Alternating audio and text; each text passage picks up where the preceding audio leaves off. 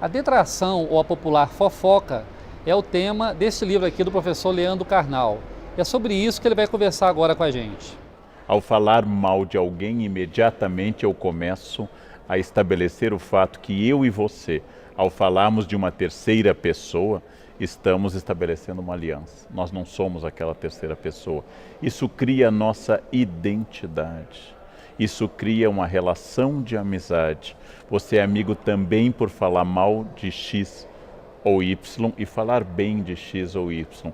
Eu fui uma vez a um programa e o apresentador começou dizendo isso, né? Que horror, né, professor, essas pessoas que falam mal dos outros. Eu disse exatamente, você ao falar dessas pessoas está fazendo detração, ou seja, você está se considerando melhor ou superior do que aqueles que falam mal dos outros. Professor Carnal, você acha que a internet, de certa forma, turbinou isso aí? Turbinou porque ela atomizou a possibilidade de todos se tornarem autores. Turbinou porque ela retira o ônus da presença física. É mais difícil falar mal das pessoas com o risco físico da presença, do ônus de, por exemplo, receber uma resposta na cara ou até uma agressão física, mas também porque neste nosso mundo líquido, usando uma expressão do Bauman, nós nos tornamos todos autores com autoridade.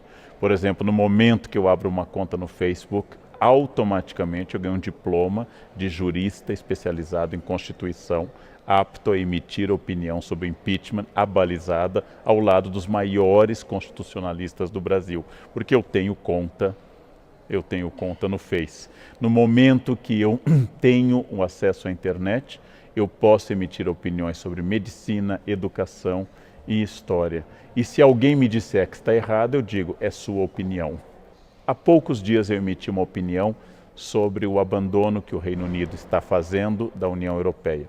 Um menino de 14 anos me respondeu, você está completamente equivocado. E eu pensei, a mãe dele era virgem e eu já publicava livros sobre o tema.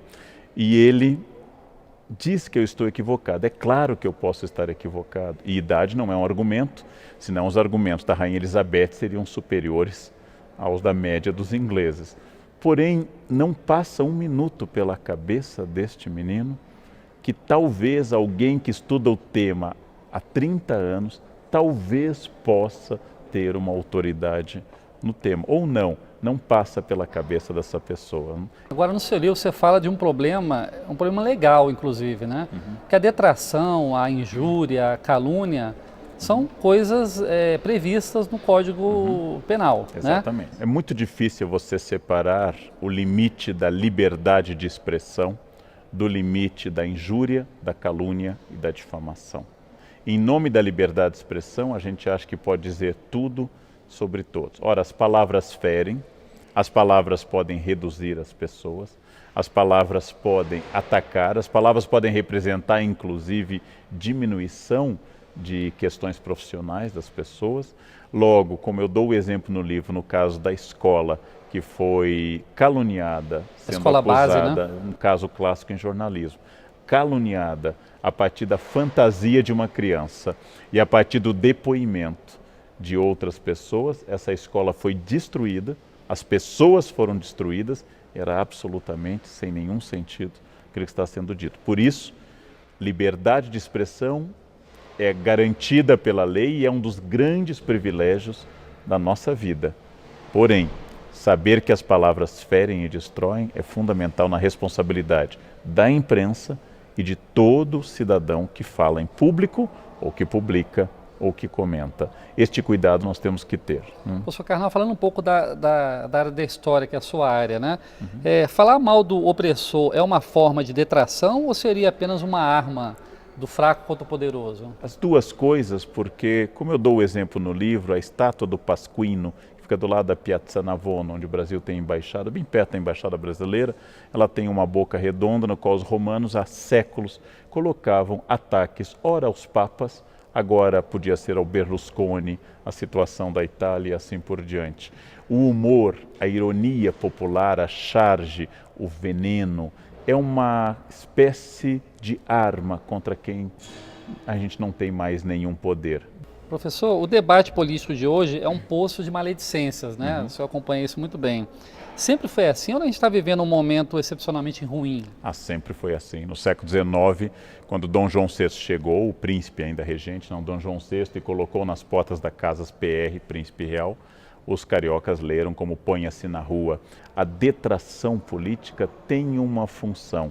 O problema, se ela é apenas o ataque, e o problema maior é dar mais atenção à vida pessoal do candidato do que às suas propostas. O candidato ser ou não ser casado, o candidato ser ou não ser um homem fiel, o candidato ser ou não ser hétero é absolutamente irrelevante em relação às propostas dele para a economia, para a diplomacia, para os blocos econômicos e Agora, assim esse é um por modelo diante. bem norte-americano que a gente segue. Na Europa isso não acontece, né, A professor? Europa menos interesse na vida pessoal. Nos Estados Unidos, a cultura da democracia midiática tornou a vida pessoal mais importante. O candidato deve necessária e obrigatoriamente ir para a convenção do partido com a sua esposa, de preferência com 2 filhas, esse é o ideal. Se forem loirinhas, melhor ainda. E ele deve agradecer a Deus, logo em seguida a companheira que o acompanha há décadas, que é a sua esposa, beijá-la, não de forma erótica, mas de forma apaixonada, e passar a mão na cabeça das filhas. Ele deve dizer que família é tudo, então ele é livre para dizer suas ideias políticas. É quase que a carteira apresentada para ele poder ingressar na política, não? Agora, essa detração em voga na política brasileira, parece que, de certa forma, ela contaminou a sociedade, né?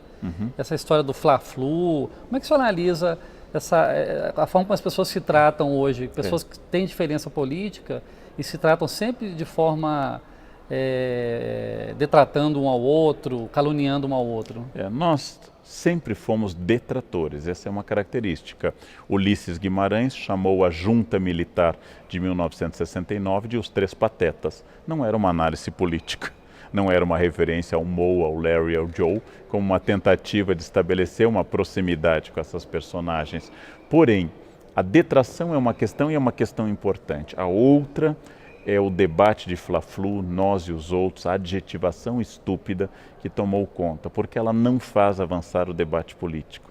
Na medida em que cada lado apenas adjetiva, cada lado apenas diz você é o mal e eu sou o bem, nós não temos um acordo político. Nós temos no Brasil desconfiança de 2 instrumentos. Não é que nós não possamos ter essa desconfiança, mas nós temos. Uma é o mercado como instância reguladora das coisas, e a outra é a política como instância onde eu possa resolver os problemas. Nós gostamos mais da força, da intervenção, do Estado e da fofoca. Acreditar na política como uma instância de harmonização é mais difícil entre nós. Dá mais trabalho, né? Dá muito mais trabalho, né? Professor, muitas vezes a fofoca ela é irracional, né? O senhor até comenta isso no seu livro. Ela não se dobra nem mesmo diante da realidade. Sim. Você mostra a realidade e a pessoa continua dizendo que a verdade é a fofoca dela. Como explicar isso? Porque ela responde a forças que a gente chamaria de atávicas, primitivas, tradicionais. Então, por exemplo, nós historicamente fomos governados por presidentes quase sempre acima do peso. De repente, uma presidente mulher está acima do peso e as pessoas comentam mais isso, que não comentavam nem nas barrigas proeminentes de Lula e seus antecessores. Por quê? Porque é mais atávico falar da forma física feminina do que a masculina. Essa cobrança é muito sobre a mulher. Isso é muito atávico, é a coisa mais forte que tem em nós, apelar aos estereótipos, aos arquétipos, a tudo aquilo que nos ensinaram indiretamente. Aquele aprendizado que eu tive no banco de trás do carro, quando meu pai dirigia, eu era criança e gritava, tinha que ser mulher. Essa tradição misógina, tradição de desconfiança do feminino, ela é muito forte entre nós. Logo, é preciso analisar objetiva e criticamente.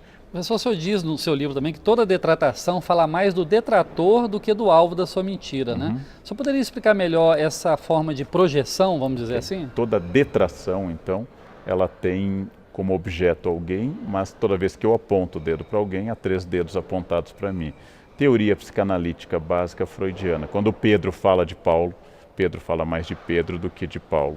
Se eu lhe acuso de alguma coisa, obviamente essa coisa encontrou um eco em mim, difícil de ser resolvida. Por exemplo, homofobia, como querem os psicanalistas, é sempre o choque entre 2 homossexuais, o que aceita sua sexualidade e o que não aceita, e por isso ataca. Ou seja, ao falar mal de alguém, eu estou expondo as minhas dores. Ao falar mal de alguém, eu estou dizendo, nossa, fulano é muito burro, fulano não tem estudo, fulano se tornou presidente, mas é muito burro. Bom, se ele é burro e se tornou presidente, você é genial e é gerente apenas dessa lojinha, alguma coisa está errada em relação ao cargo. Ou seja, é uma maneira de catarse. Catarse é um conceito aristotélico no qual eu transfiro essa energia para este campo. Ou seja, falar mal é uma forma de falar do que me dói, do que me incomoda. Por isso, nós deveríamos ter um pouco de cuidado, porque é quase um raio-x da nossa alma. Quase toda detração ela embute alguma forma de preconceito, né? O senhor concorda com isso? Sim. E como combater o preconceito, já que ele é a fonte da detração em geral? Tente eliminar do campo do humor e da piada o português, a loira, o homossexual. Tente eliminar da piada o pobre, tente eliminar da piada o nordestino e você verá que o nosso humor acaba de falecer. Porque o humor é um dos grandes campos do preconceito. Isso não entre nós. Na Grécia, Aristófanes, ao falar de Sócrates, Aristófanes, ao falar da democracia, nas suas comédias, cometia os mesmos tipos de preconceito. Então, o preconceito é um dos elementos que estabelece uma tentativa de aliança entre mim e o outro. Ele nasce da ignorância e o preconceito nasce também do medo. Se eu tivesse que achar um pai e uma mãe para o preconceito, um é a falta de conhecimento e o outro é a angústia do medo. Essas duas coisas que existem em todas as pessoas, porque todos nós temos medo, elas fazem surgir exatamente isso. No alvo do meu preconceito está o meu desejo. Está o meu desejo a todo instante, aquilo que eu projeto no outro. O preconceito é muito forte, livrar-se dele é quase impossível. Para que ele seja superado, nós precisamos de duas coisas. Uma é a educação, que é o consenso, e a outra é a coerção, que é a lei. Eu acredito em campanhas e debates sobre, por exemplo, a presença do negro na sociedade brasileira fundamental e também acredito que nós precisamos continuar, que o racismo seja crime inafiançável.